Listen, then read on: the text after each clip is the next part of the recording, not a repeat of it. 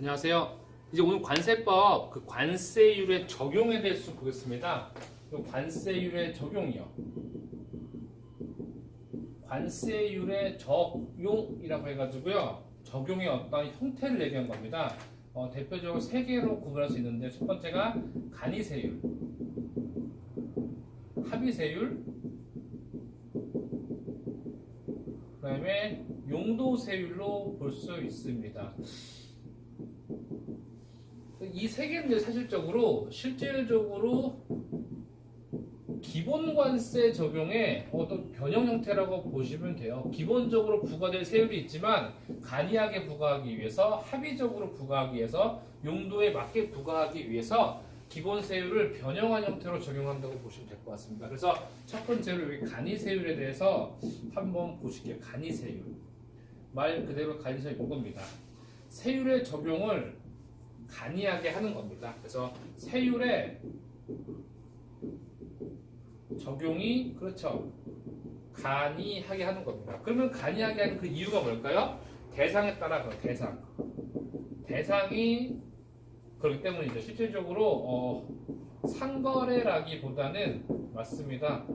여행자, 네, 승무원의 그렇죠. 휴대품 같은 경우는 그 목적은 신속통관입니다. 신속통관이기에 실제로 정상통관 절차를 거치지 않고 실질적으로 신속통관 절차를 거칩니다. 그럼 이에 대한 세금 부과는요, 그렇죠? 관세와 관내국세를 합친 하나의 세율을 부과하게 됩니다. 기본적으로는 부과될 기본 세율보다는 더 높게 부과가 되는 거죠. 뭐 50%대도 있고요. 이렇게 부과가 됩니다. 그럼 대표적으로 이 간이세율의 적용 대상 물품을 구체적으로 좀 알아볼게요. 구체적으로요. 적용 대상을 보시면요. 역시나 그렇죠. 여행자가 승무원의 휴대품, 또 여기서 우편물.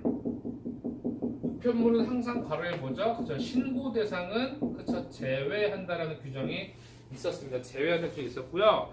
그 다음에 이제 외국에서 항공기나 선박이나 항공기, 선박이나 선박의 일부의 개체, 수리한 물품 같은 거 이거 간이세율 적용 대상입니다.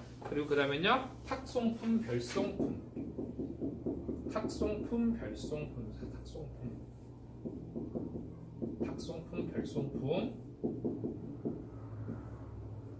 네.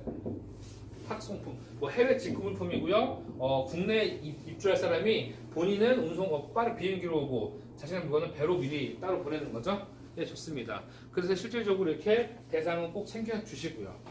그 다음에 이제 실질적으로 간이세율을 적용하고 싶어도 적용하지 못하는 것들이 있어요. 대표적으로는요, 간이세율 세 번째죠. 간이세율의 적용 제외죠.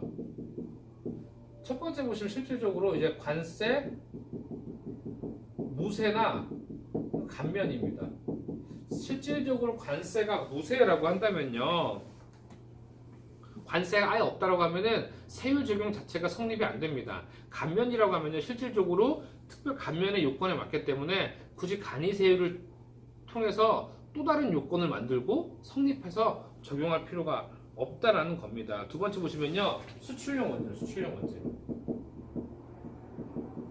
원재료는 아시겠지만요, 수출을 위해서 수입하는 겁니다. 그렇기 때문에 수입한 다음에 관세를 내겠지만 다시 수출을 하게 되면 뭐가 되죠? 환급을 하게 되죠. 근데 그 환급세액을 정확히 산출하려면은 정상 통관 절차를 거칠 수밖에 없습니다. 실질적으로 간이세율을 적용한다는 것은 환급을 받지 않겠다는 얘기입니다. 환급 대상이 아니죠. 그 다음에 이제 범칙행위 물품. 범칙행위.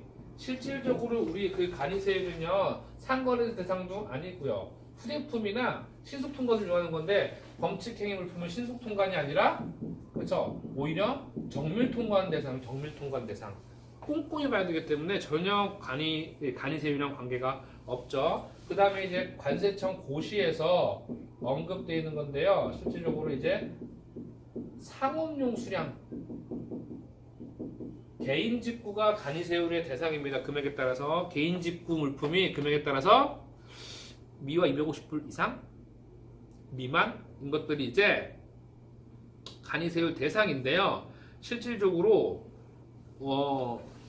이 고가 물품 등이 대량으로 수입되게 되면요, 이거는 이제 간이세율의 취지와 맞지가 않습니다. 오로지 간이세율은요 주로 해외 직구나 그런 상거래용이 아닌 물품인 겁니다. 그 다음에 고가품, 여기 고가품도 역시나 오히려 그런 획일적인 이런 간이세율로서 이제 획일적인 고가품, 어떤 획일화된 징수를 해서는 안 되는 것들입니다. 이렇게 고가품 100개든 50개든 뭐 들으면 간이세율 아니라요, 하나하나 그 부가징수의 그 형평성과 합리적인 부가징수를 위해서 반드시 정상 통관이 필요한 거고요. 국내 산업 저해,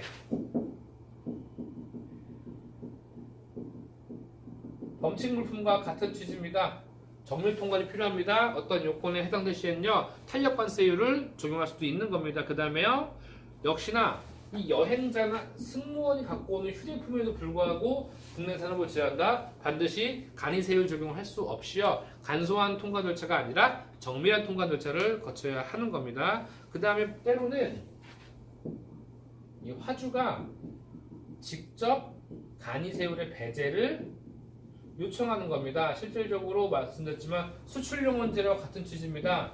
해당 화주는 실질적으로 감면이나 어떤 용도세율 또는 수입 후 환급을 위해 수입하는 물품일 수도 있는 겁니다. 그럴 때는 환급이 가능한 정상 통관 절차를 거쳐야 한다라는 겁니다. 그 다음에 이제 간이세율에 대한 과세 가격을 또 이어서 볼게요. 과세 가격. 간이세율의 과세 가격. 어떻게 간이세율의 과세 가격을 정하는지요? 실질적으로 일반적으로는 원칙은요, 원칙적으로는 실제 거래 가격인데요, 그렇죠? 외국에서 개체